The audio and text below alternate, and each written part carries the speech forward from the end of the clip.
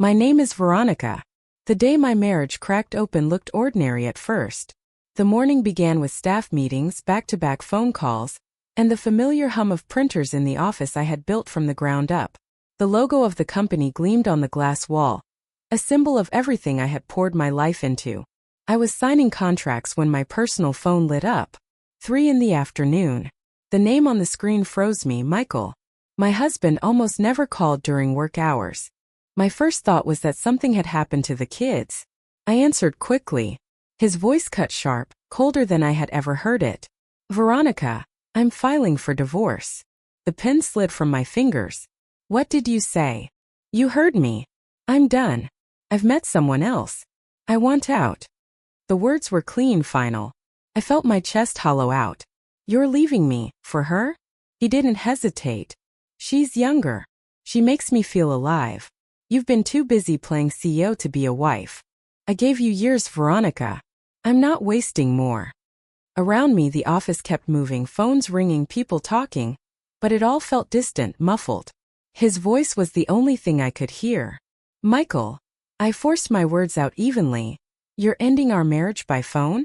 I didn't see the point of dragging it out. We'll meet the lawyers, divide assets, and move on. I'll be fair. His tone shifted, colder still. But don't think you can keep the company locked up. I've put in years by your side. I'm entitled to my share. That was when I understood. He wasn't just leaving me. He wasn't calling to confess guilt or love for someone else. He was calling to lay claim. To my business. To the very thing I had built long before he came into my life. I whispered. You think you built this? He laughed. A sound that made my skin crawl. Without me, Veronica, you'd still be struggling with loans and half-baked ideas. Don't rewrite history. This is ours and I'll take what's mine. I stared at the framed photo on my desk, me in a hard hat, shaking hands with the bank officer the day I secured my first loan. Michael wasn't even in the picture. He hadn't been there when I begged for that chance. He hadn't been there when I stayed until sunrise building proposals. The anger settled deep. Not hot. Cold. Controlled. I'll let you go, I said quietly into the phone. But don't think for a second I'll let you take what isn't yours. He scoffed. You'll see what the court says. I hung up before he could say more. My hand shook, but my resolve didn't. For several minutes I sat frozen, listening to the hum of the office outside my door. Then I stood, grabbed my bag, and walked out. My staff looked up, startled. One of them asked if I was okay. I forced a thin smile and kept moving. That evening, the house was silent when I walked in. His jacket was still on the chair. His shoes still by the door. A photo of us on the hallway table stared back at me, mocking. I carried it to the trash and let it drop. Upstairs, I locked myself in my study. I turned on the desk lamp, opened my laptop, and pulled up the company's financial records. The numbers glowed across the screen. Assets. Accounts. Shares. Everything Michael thought he could claim. For years he had mocked me in small ways, saying I worked too hard, that I cared more about numbers than about him. I had brushed it off as petty jealousy. But now I saw the truth. He had been waiting. Watching. Waiting for the day he could rip it out of my hands. But he miscalculated. I whispered to the empty room. If he wants war, he'll get it. My pulse steadied. My hand stopped shaking. I leaned closer to the screen, studying the numbers, the possibilities. And then the thought came sharp and clear. Before Michael could touch a single cent, I could move faster. I could decide.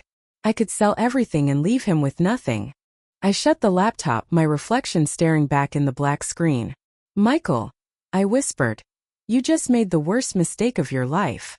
The next morning, I arrived at the office before sunrise.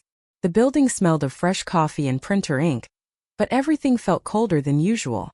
I sat at my desk staring at the contracts piled high. Michael's words from yesterday echoed like a drum. I'm filing for divorce. I want my share. By 8, Lena, my head of finance, knocked on my door. Veronica, we need to talk. Her eyes were sharp, cautious. She closed the door behind her and slid a folder onto my desk. What is this? I asked. Bank activity, she said quietly. Michael came by yesterday. Without you. He asked for records. He said he was entitled as your husband. My stomach dropped. And did he get anything? I stalled him, she said. Told him he needed your signature. But he was angry. Said he'd be back. I opened the folder. Withdrawal attempts. Requests for statements. He wasn't waiting for court, he was already circling. Lena hesitated, then added, Veronica, there's more. I saw him outside last week with someone. Not a client. A woman. They weren't hiding it. I pressed my hand flat against the desk. Describe her. Dark hair. Maybe late 20s. Expensive taste.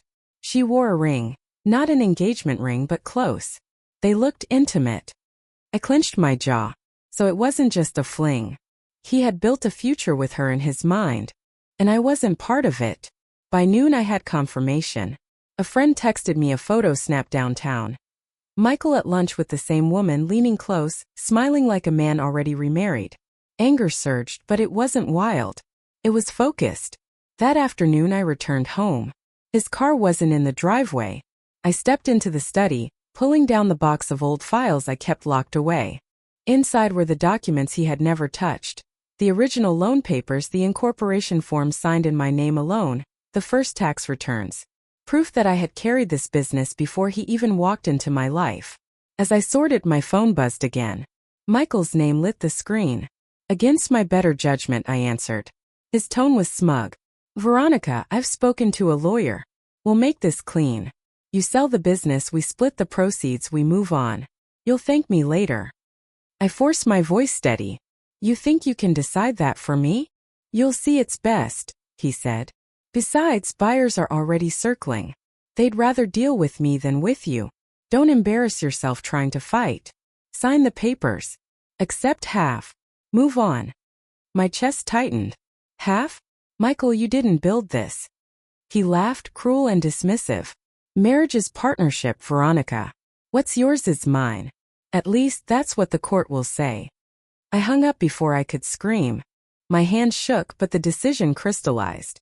That evening I met with Lena again. We sat in the quiet corner of a cafe, papers spread between us. He thinks he's already won, I told her. He thinks I'll collapse. But I won't. She leaned forward. Then what will you do? I looked her dead in the eye. I'll sell the business before he touches it. Not on his terms, on mine. Lena's lips parted. That's bold. Risky. But if you move fast enough. We'll move fast, I cut in. Gather everything. Contracts. Offers. I want options on the table before he even files. We worked until the cafe closed, piecing together a plan. Every step he took to secure his new life I would undercut. Every attempt to profit from my sweat I would ruin. Back home the mansion felt like a battlefield. His jacket was still on the chair, his shoes still by the door, but they weren't signs of safety anymore. They were relics of a man already gone. As I turned out the light, my phone buzzed with a new message from an unknown number. He thinks you're weak. Don't let him see what you're planning. The mysterious message kept replaying in my head. He thinks you're weak. Don't let him see what you're planning. I didn't know who had sent it, but it didn't matter. It was true. Michael believed I was defenseless. That illusion would be his downfall. The next morning, I called Lena into my office before anyone else arrived. She looked wary, clutching a coffee cup, but her eyes were alert. I want everything, I told her. Contracts, financials, records of every loan, every investor, every transaction since the company began. Make copies. Hide the originals. She blinked. Veronica, that's thousands of documents. Then start now, I said. We don't have time. He's already circling lawyers. Her jaw tightened, but she nodded. I'll lock down our servers. No one will touch a byte without my approval. By noon my desk was stacked high. Folders, binders, flash drives. I spread them out across the table, my fingers tracing the trail of my own blood and sweat. Here was the original incorporation form with my signature alone. Here were tax records from the first year when Michael hadn't even been around. Here were emails with clients who trusted me long before my marriage. I photographed every page, scanned every file, creating digital copies encrypted in 3 separate drives. Mason, a private IT consultant Lena recommended, came by to secure them. He installed firewalls, backups, cloud storage under false names. Your husband won't touch this without setting off alarms, Mason said quietly. If he tries, we'll know. That night, I combed through contracts until my eyes burned. But something unexpected emerged. An old offer from a competitor, Horizon Group, who once tried to buy the company. I had turned them down then. Now, the thought of revisiting it sparked a dangerous idea. I called their representative, a man named Carson, arranging a discreet meeting. He remembered me instantly. We always admired your work, Veronica. If you're considering a sale, we'd make a serious bid. I kept my voice even. Then prepare one. Quietly. When I hung up, my pulse quickened. If I could finalize a deal fast enough, Michael would be left with nothing but ashes. 2 days later, I met Carson in a hotel lounge across town. He slid a folder toward me. Inside was a draft offer. Numbers high enough to secure my future, generous enough to close quickly. Why now? He asked. Because I'd rather sell to strangers than let someone unworthy destroy what I built, I said flatly. Carson raised an eyebrow but didn't press. We can move within weeks. All we need is confirmation that the board will comply. I almost laughed. There is no board. I am the board. When I left the hotel, night had fallen. Rain slicked the streets. Headlights blurred through the water. I clutched the folder tight, my mind racing. Back at the office, Lena was waiting. She scanned the offer and whistled low. If you sign this, Michael gets nothing. That's the point, I said. She hesitated. But you'll lose the company too. I swallowed hard. The thought cut deep. But I knew what was at stake.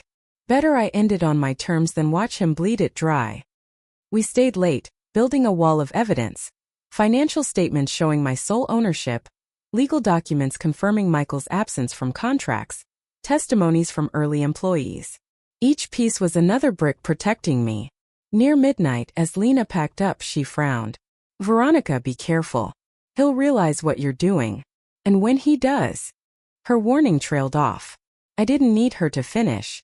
When she left, the office was silent except for the rain against the windows.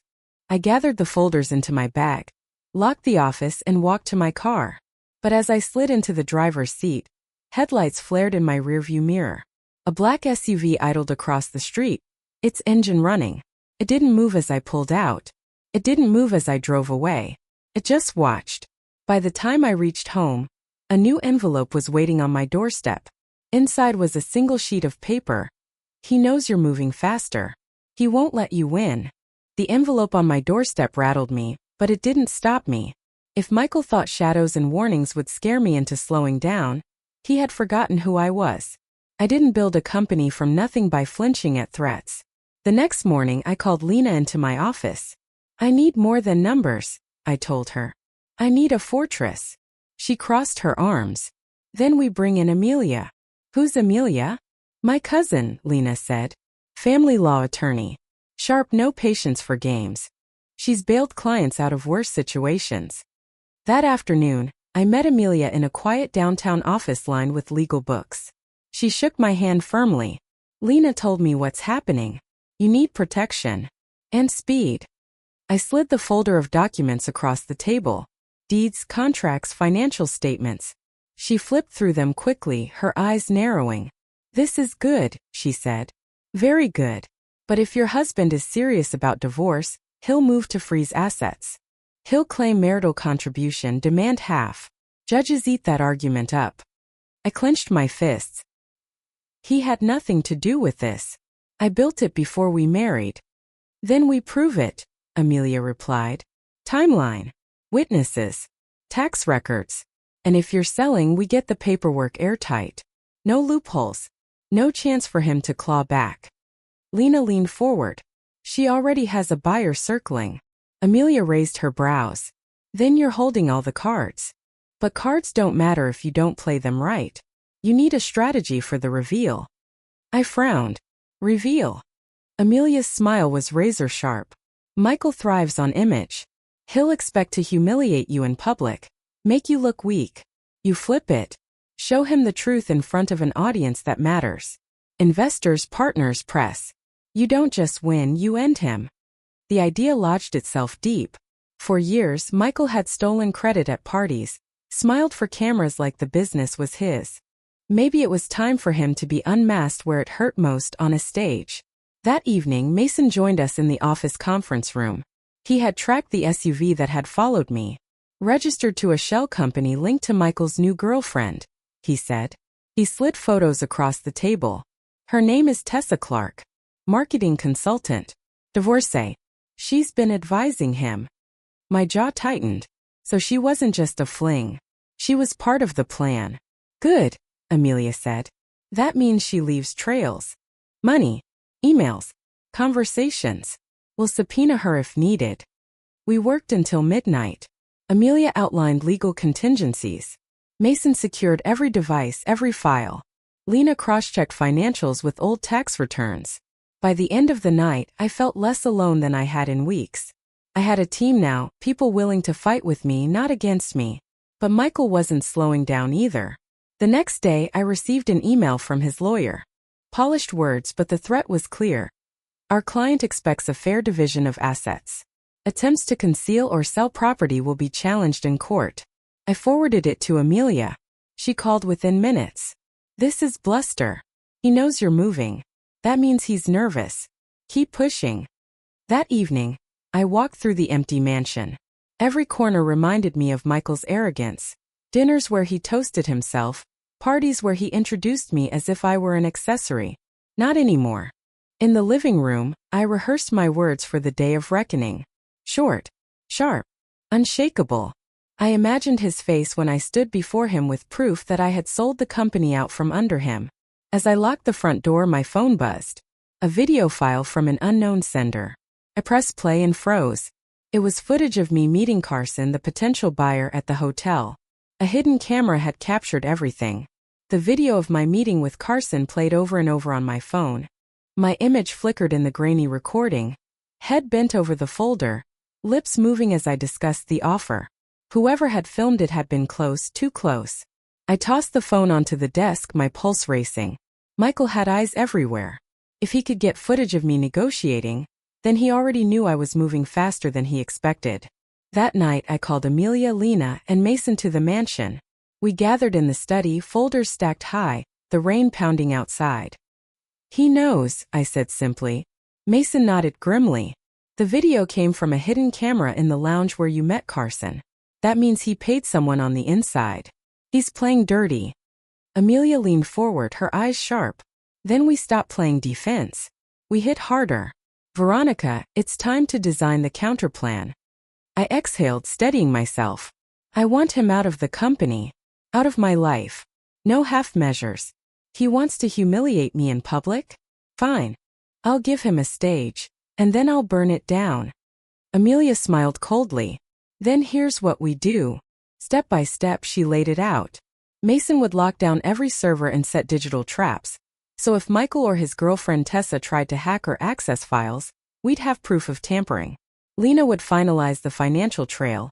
Original loans, incorporation documents, all filed and notarized, to make Michael's claims collapse under scrutiny. And for the final blow, Amelia said, we stage the reveal. He thinks he can corner you in court or at a negotiation table. Instead, you show him in front of everyone who matters, investors, clients, partners. The moment he tries to claim the company, you'll announce the sale. Signed. Sealed. Irreversible. The thought made my chest tighten, but I nodded. I'll do it. Mason pulled out his tablet showing a timeline. We have less than 2 weeks before he files officially. Carson's group is ready to move. If you sign within 7 days, the sale closes before he can freeze assets. Lena looked hesitant. It's fast. Maybe too fast. Are you sure, Veronica? Once you sell, it's gone. I met her gaze. Better it's gone on my terms than stolen on his. For hours we worked the plan. We drafted sale documents, backup contracts, even press releases timed for maximum impact. Amelia coached me on every word I'd say the night of the reveal. Calm, precise, undeniable. But beneath the strategy, fear not. If Michael already had spies, what else could he sabotage? 2 nights later I got my answer. I arrived at the office to find the server room door ajar. Mason rushed past me, swearing under his breath. Inside, cables had been yanked, drives tampered with.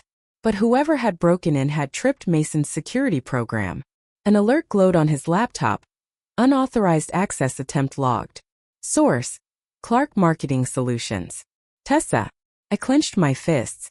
So she's not just his lover. She's his weapon. Amelia's voice was ice. Good. That ties her directly to corporate sabotage. It's not just a divorce now, it's a criminal matter. Keep pushing, Veronica. Every dirty trick they play only strengthens your case. That evening, I rehearsed again in the empty mansion. I stood in front of the mirror, folder in hand, speaking the words Amelia drilled into me.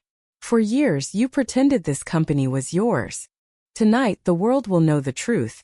It was mine from the beginning, and it ends on my terms. I repeated it until my voice didn't shake. Until my hands stayed steady. When I finally stopped, the house was silent. Too silent. I walked downstairs and froze. On the dining table sat another envelope. Inside was a printed photo. Me standing in front of the mirror, folder in hand, practicing my speech. They were inside my house.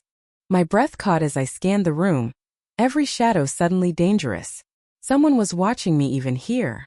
And if they could get inside my walls, what else were they ready to do? The photograph of me rehearsing in my own house sat on the table like a taunt. Whoever had placed it there had been close enough to hear my words, close enough to watch me without fear of being caught. The thought made my skin crawl. Amelia arrived within the hour, her briefcase snapping open as she laid out fresh papers. This isn't just intimidation anymore. It's trespassing, harassment, and surveillance. If we catch them, it becomes a weapon in court. But I wasn't thinking about court anymore. I was thinking about Michael, about Tessa, about how far they were willing to go. By now, the deal with Carson's group was almost ready. Contracts were drafted, escrow prepared, signatures scheduled. All I had to do was hold out a little longer, long enough to finalize the sale before Michael made his next move. The gala was scheduled for Friday. Julia, one of Michael's sisters, had organized it, a fundraiser for some charity she barely understood. Michael had already told me smugly that he'd be attending with Tessa on his arm. It was the perfect stage. Investors, partners, press, all in one place. And he planned to make me small there, humiliated in public. I planned to do the opposite. For 3 days straight, I buried myself in preparation. Amelia rehearsed my words until my voice carried steel. Mason double-checked every digital safeguard. Lena combed through the contracts one last time. Veronica, she said softly late one night, are you ready to let it go? All of it? I stared at the folder on my desk, the offer from Carson shining in neat black ink. Selling the company felt like cutting off a limb, but watching Michael tear it apart would be worse. Yes, I said. I'd rather burn it myself than watch him live off my fire. On Thursday morning, everything shifted. I walked into my office to find a silence that felt wrong.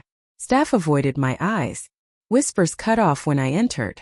I turned the corner toward my office and froze. Michael was sitting in my chair.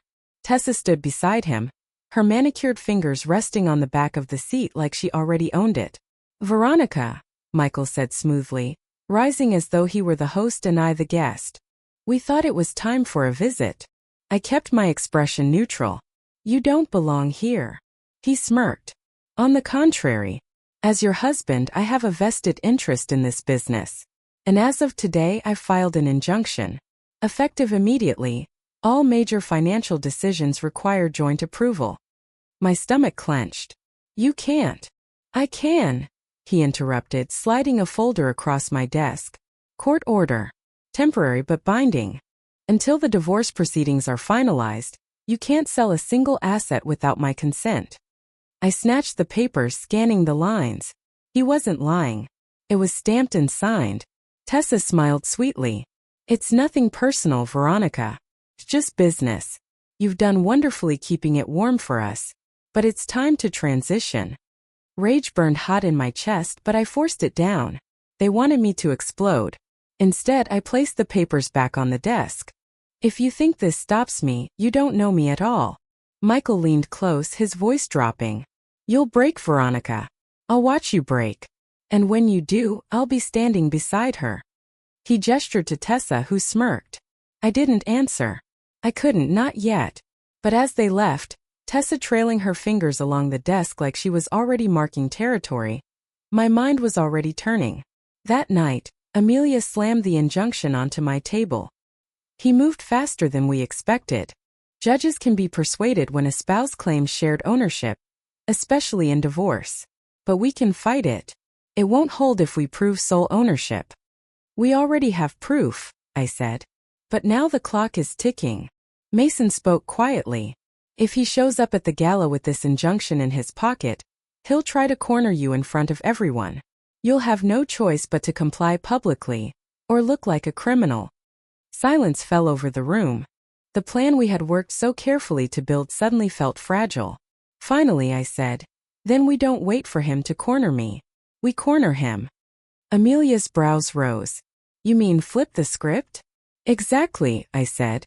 "If he wants to expose me in front of the crowd, I'll expose him first. Not just with proof of my ownership, but with proof of what he and Tessa have been doing behind the scenes.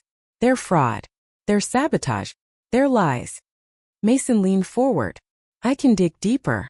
There are already digital footprints, payments to shell accounts, transfers linked to her firm. If we show that, the injunction looks like what it really is, a stunt." Amelia's eyes lit with approval. "Yes. If we hit him with that in front of his own allies, the injunction becomes worthless. He'll lose credibility instantly."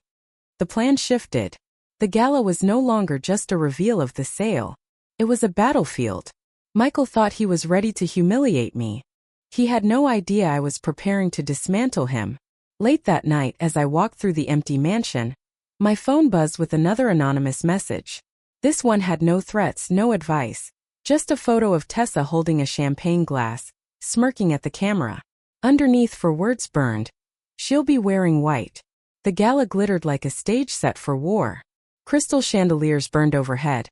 A string quartet filled the air. And the hall overflowed with donors, investors, and partners. The very people Michael had counted on to witness my humiliation. I stood near the back, dressed in black, my folder clutched like a weapon. Amelia was seated in the front row, calm and ready. Mason lingered by the control booth, his laptop hidden under the tablecloth. Lena stayed close, watching everything. At precisely 8, Michael entered with Tessa on his arm. She wore a white dress that shimmered under the lights. The warning from the anonymous message etched in reality. Gasps rippled through the crowd. They looked like a bride and groom stepping into their own reception. Michael thrived on the attention. He greeted donors, shook hands, and laughed loudly. Tessa leaned into him, her smile sharp, her fingers brushing against his jacket pocket where I knew he carried the injunction. Finally, he tapped a glass and took the microphone. "Ladies and gentlemen, thank you for being here tonight. This home, this company, this legacy, it has always been about family. And tonight, I want to announce a new chapter. A future where this business is stronger than ever, built not on ego, but on partnership." He gestured to Tessa. "You all know Veronica has done her best. But she has admitted she can't continue alone. Together, Tessa and I will guide this company forward." Applause began, polite but uncertain. My throat tightened, but Amelia gave the smallest nod. "My cue." I stepped forward. "That's a lie." The crowd hushed. Michael stiffened. "Veronica, this isn't the time." "It's exactly the time," I cut in. My voice was steady, carrying across the hall. "For years, you let people believe this company was yours. For months, you've plotted to steal it. Tonight, everyone will see the truth." Mason's fingers flew over the keyboard. The projector behind the stage flickered to life. The first image filled the screen. The incorporation papers signed years before Michael even entered my life. Gasps erupted. Next came the tax records, every bill, every contract with my signature. Proof that I alone had built it. Michael's face drained of color. He pulled the injunction from his pocket, waving it like a shield. "This proves nothing. The court has ordered." The screen shifted again. Emails appeared. Transfers from his account to Tessa's firm, payments disguised as consulting fees. Then messages between them. "She'll never see it coming. Once the injunction hits, she's finished." The audience murmured louder, shock rippling through the room. Tessa paled, her glass slipping from her hand and shattering on the floor. Amelia rose to her feet, her voice calm but cutting. What you've just seen are financial records showing collusion, fraud, and sabotage. The injunction is meaningless in the face of criminal evidence. Michael sputtered, desperate. She forged this. She planted it. But the screen changed again. Security footage Mason had pulled from the server room. Tessa herself entering with a stolen keycard, pulling cables, trying to sabotage files. The crowd turned. Disgust spread like fire. One investor shook his head. You lied to us. Another snapped. You tried to destroy your own wife's company. Michael's composure cracked. He lunged toward me, eyes blazing. You'll regret this. Security stepped in, blocking him. Guests pulled out phones, recording every second. Tessa tried to slip away, but the spotlight followed her, exposing her as clearly as him. I lifted the final page from my folder. Michael, you thought you could break me. You thought you could steal what wasn't yours. But tonight you lose everything. Because while you were plotting, I was signing. The projector displayed the signed sale agreement with Carson's group. Bold, final, irreversible. Silence held for one long moment. Then the room erupted, shouts, flashes, disbelief. Michael staggered, his world collapsing. Tessa covered her face, humiliated. I stood tall in the chaos, my voice carrying steady. This was never yours. Never will be. The business is gone, and so are you. As security dragged Michael back, my phone buzzed in my hand. Another anonymous message flashed on the screen. You won this round. But he's not finished. The room exploded. Voices. Flashes. Chairs scraping. A string from the quartet snapped with a harsh twang and fell silent. Michael fought the guards like a drowning man. Tessa pressed herself against the wall, palms up, makeup streaked, the white dress no longer bright under the lights. I did not move. I held the folder at my side and watched his world tilt. An investor stepped between us and Michael. You lied to us, he said, each word clean. You stood here and lied. Another investor, a woman with steel in her voice, pointed at the screen where the sale agreement still shone. She built it. She decided. That is the end. Michael lunged again. Security closed tighter. Amelia spoke into her phone. Calm. Efficient. Yes. Send detectives. We have video of sabotage and a trespass record. We will provide copies. Mason lifted a hand. The projector shifted to a slide with timestamps. Tessa in the server room. The cable in her fist. The red alarm light blinking in the corner. Murmurs turned to disgust. Tessa shook her head hard. It was not me. It was not. Mason's voice stayed flat. The keycard used was issued to your firm. The system logged it. I have the chain of custody. She went silent. Carson appeared at my shoulder. He had stayed back while the chaos broke. Now he spoke quietly, only to me. Do you still want to proceed? Yes, I said. We proceed. He nodded once and stepped toward the mic. Ladies and gentlemen, I represent Horizon Group.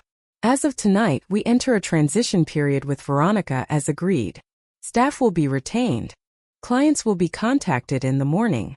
There is nothing to fear. This company will be protected.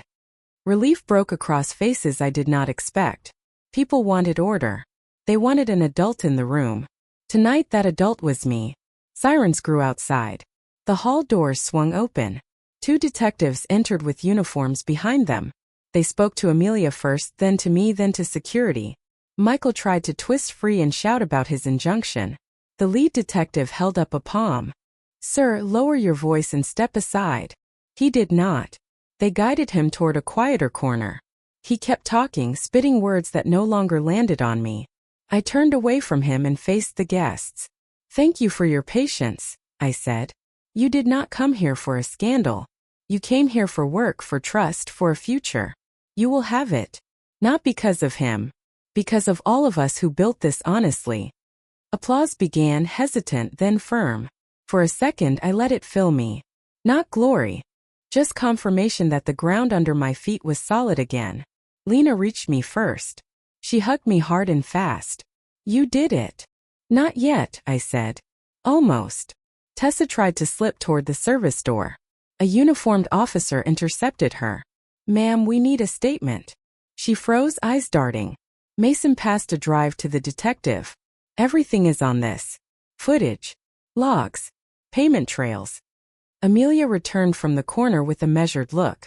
They are not arresting him tonight. Not yet. But they have more than enough to keep him under watch. That is fine, I said. I do not need handcuffs. I need daylight. We moved to the side room. Carson laid out a short list. Transition timeline.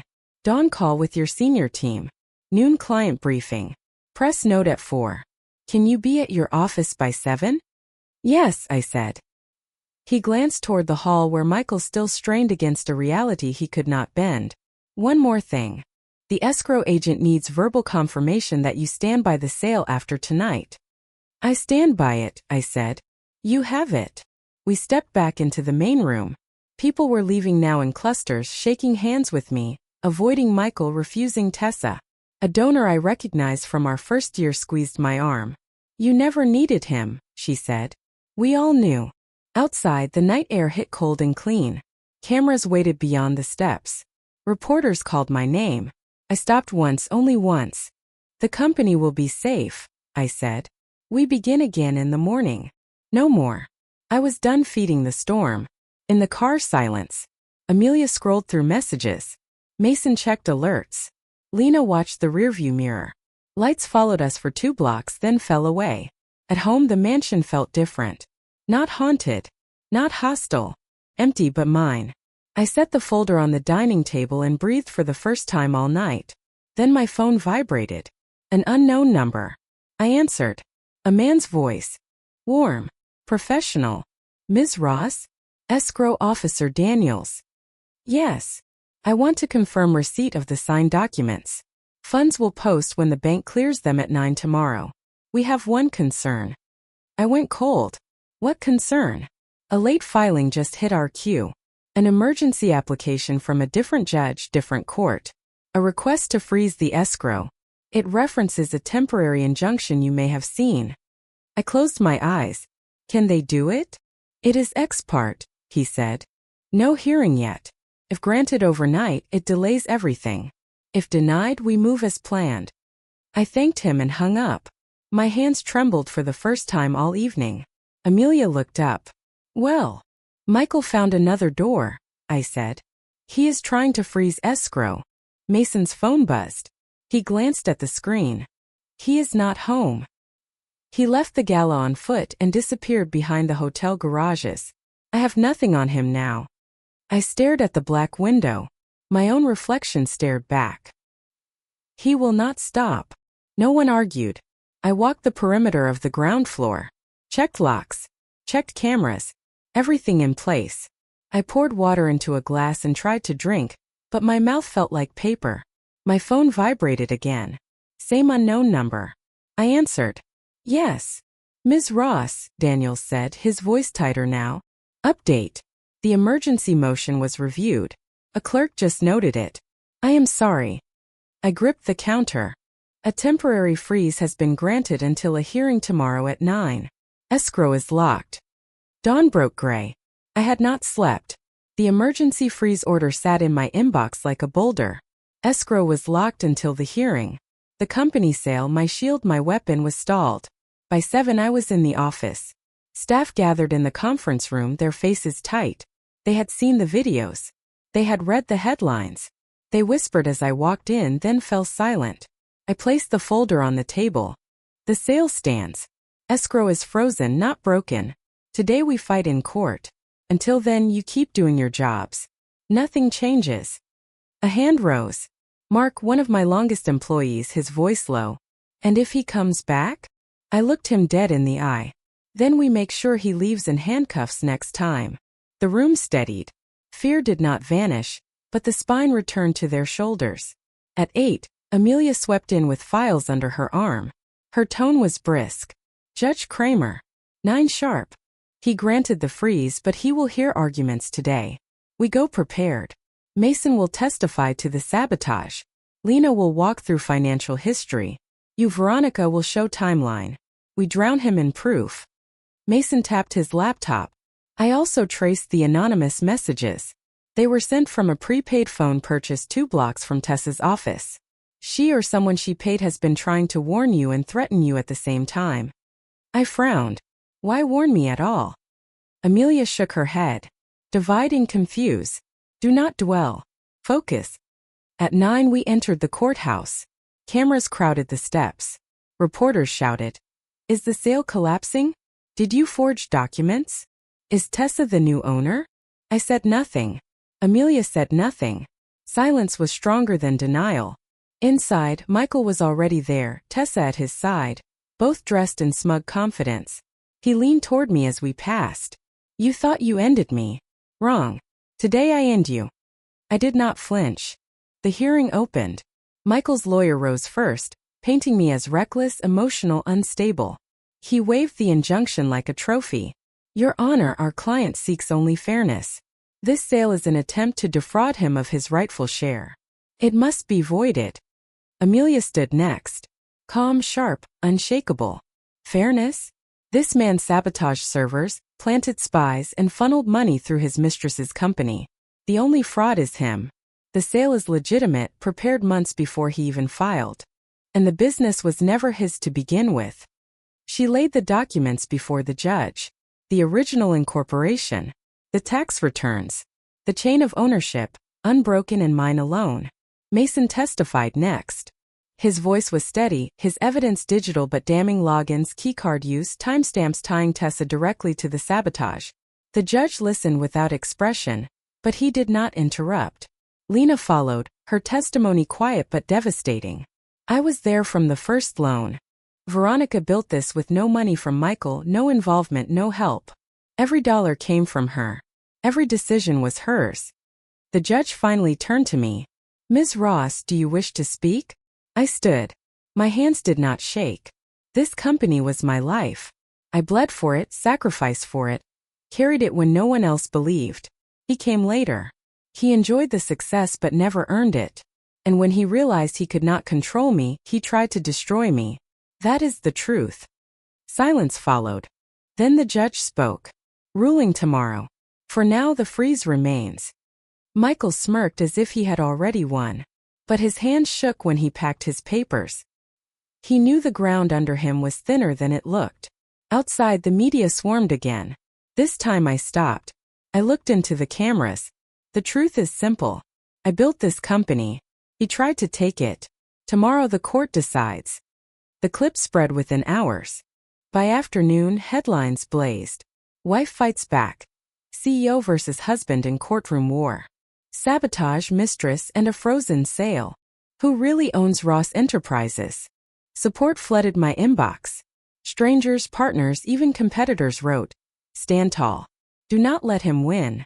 But threats came too. Anonymous emails. One message read, judges can be bought. Money decides. He has more of both. That night I sat alone in the mansion, the lights dim. My phone buzzed. Another unknown number. This time a video. Michael and Tessa in a restaurant laughing, clinking glasses. The caption. Tomorrow is yours but tonight is ours. I replayed it twice then deleted it. My chest tightened but my resolve did not. Enjoy tonight. I whispered into the empty room. Because tomorrow I bury you. The courthouse was silent when the judge re-entered the chamber. Every head turned. My pulse thundered but my face stayed steady. Amelia sat straight beside me, Mason and Lena behind. Across the aisle, Michael leaned back like a man already savoring victory. Tessa's white jacket gleamed under the fluorescent lights. The judge adjusted his glasses and began. After reviewing all filings, evidence, and testimony, the court finds the following. The business in question was founded solely by Veronica Ross prior to her marriage. No documentation establishes financial or managerial contribution by Michael Ross. Therefore, the claim of marital ownership is denied. Gasps rippled. Michael's smirk cracked. The judge continued. Furthermore, evidence indicates repeated sabotage of company systems tied to accounts controlled by Ms. Clark, acting in collusion with Mr. Ross. These matters are referred for criminal review. As to the escrow freeze, it is hereby lifted. The sale may proceed without restriction. The gavel struck. Final. Absolute. Michael shot to his feet. This is bias. She bought the court. The bailiff stepped between us. Tessa grabbed his arm, eyes wide with panic. The press exploded outside as news alerts hit phones in the gallery. Amelia touched my hand lightly. "It's done," she whispered. By noon, Carson's group wired the funds. My bank confirmed the transfer. The company was no longer mine, but it was safe. Out of Michael's reach forever. Reporters mobbed the courthouse steps. I stopped once, my words clear into the microphones. The truth stood. Lies fell. That is all that matters. The clip ran on every channel. Headlines screamed, "Judge rules in wife's favor. Mistress and husband face criminal probe. CEO walks away victorious." By evening, Michael had vanished from the media. Tessa too. They slipped into the shadows where fraud and failure belong. My mother, silent through it all, sent a short message, "You were right." It was the closest thing to an apology I would ever get. That night, back in my mansion, I stood in the living room. The same space where I had once whispered to myself, broken, that he wanted war. Tonight it was quiet. Peaceful. Mine. I poured a glass of wine and walked to the study. The folder lay on the desk, empty now, its work complete. I placed it in a drawer and shut it. The war was over. But the lesson was not. I looked into the darkness beyond the window and spoke aloud, as if someone out there could hear. For years I was told I was less, that my work meant nothing, that what I built could be stolen. But tonight proves the opposite. No one defines your worth but you. No one takes what you refuse to give. I set down the glass and leaned forward, voice firmer. To anyone listening who has been told they are useless, that they cannot stand on their own, remember this. They only win if you believe them. Silence is not weakness. Patience is not surrender. Revenge is not rage. It is reclaiming what was always yours. I straightened, the weight lifting at last. I was Veronica Ross. I built everything. He tried to break me. Instead, I broke him. That is my story. I switched off the lamp. The room fell into shadow, but I was not afraid of it anymore. If this story gave you strength, share it. Stand taller. Speak louder. And never ever let anyone erase you.